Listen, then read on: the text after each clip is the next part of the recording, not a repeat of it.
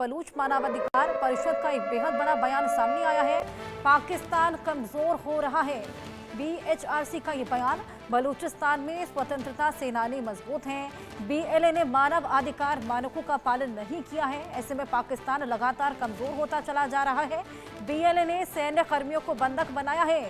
भविष्य में ऐसी घटनाएं नहीं रुकने वाली हैं। ये बेहद बड़ा संकेत देते नजर आए हैं। पाक चीन परियोजनाओं पर भी बीएलए का हमला, यहां दोहरी मार देखने को मिल रही है। पीएम शहबाज शरीफ भी आज क्वेटा जाएंगे और इसी बीच क्वेटा में आज पीएम शहबाज शरीफ की भी बैठक होने वाली है। बड़े अधिकारियों के साथ ट्रेन हाईजैक की समीक्षा आज वो करने वाले हैं।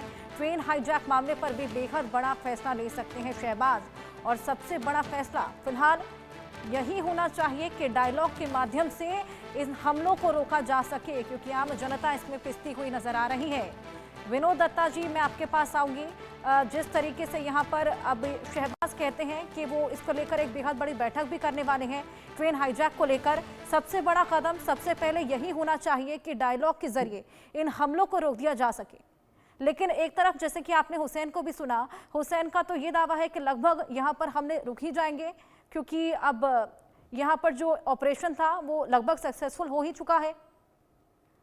हाँ, देखिए, जिस तरह की बैठक हो रही है, और पहली बात, मैं हुसैन साहब का बड़ा एहतराम करता हूँ कि बड़ी बैलेंस व्यूज उन्होंने दिए, और मैं उनसे इत्तेफाक भी रखता हूँ, क्योंकि इस तरह के जो ऑपरेशंस होते हैं, जहाँ ह्यूमन शील्ड हो, यहाँ जहाँ लोगों की जान माल का खतरा हो, तो वहाँ सरकारें ऐसे ही एहतियात से इसके ऑपरेशंस को अंजाम देती हैं। दूसरा, एंटी टनल ऑपरेशंस जो होते हैं वो काफ़ी टाइम कंज्यूमिंग होते हैं और कैजुअल्टी इंटेंसिव होते हैं, क्योंकि जो जहाँ पे उन्होंने इस ट्रेन को रखा गया है वो बिल्कुल ही एक डिफाइल है और एक बिल्कुल प्रोटेक्टेड एरिया है, क्योंकि एयर ऑपरेशन या हेलीकॉप्टर्स वगैरह भी उसमें ज़्यादा कारगर नहीं होंगे।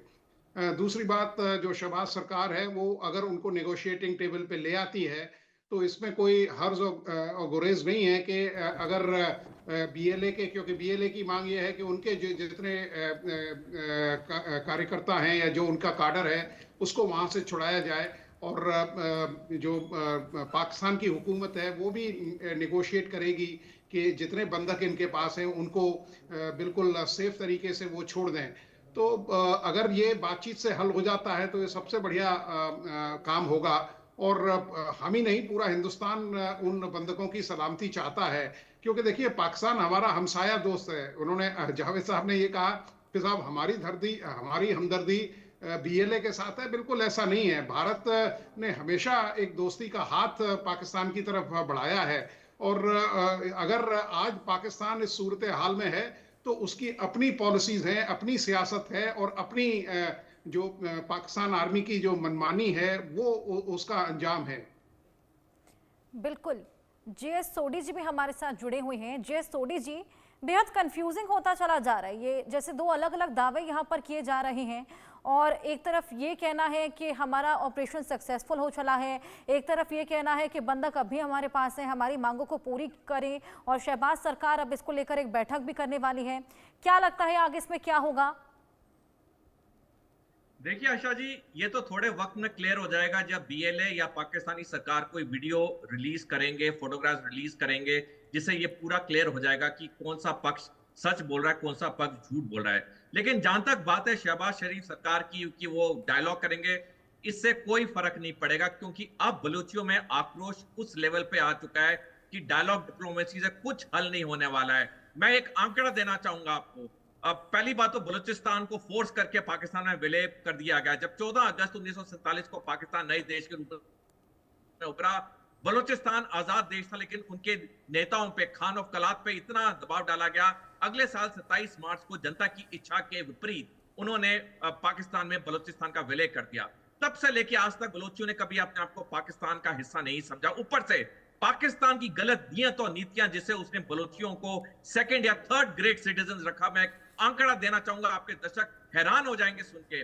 पाकिस्तानी सेना में 75% अफसर जेसीओ जवान उनके पंजाब सूबे से आते हैं, और सिर्फ 0.3% अफसर जेसीओ जवान उनके बलोची या बलोचिस्तान से आते हैं। आप देख लिए पाकिस्तान के अंदर ही एक सेना में कोई मेरिट का सिस्टम नहीं है, वो सिर्फ प्रो पंजाब है उनके सूबे की, यही हाल उनकी ब्यूरोक्रेसी का, यही हाल उनके बाकी गवर्नमेंट ऑर्गेनाइजेशंस का है। जिस कौम को 77 साल से उन्होंने सेकंड थर्ड ग्रेड सिटीजन रखा, जिस कौम को उन्होंने कभी मेरिट पे ऊपर आने नहीं दिया, आज उस कौम का धैर्य खत्म हो चुका है। मैं साफ कहता हूं, मैं बलूचियों के साथ हूं।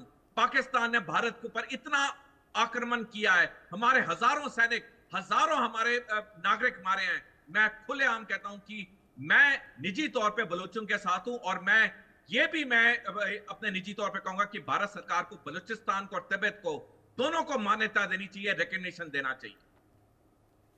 बिल्कुल, बहुत शुक्रिया आपका अपने इंसाइट्स हमारे साथ शेयर करने के लिए। खैर, ये तो वीडियो के बाद अब साफ हो जाएगा कि आखिर किसके दावे कितने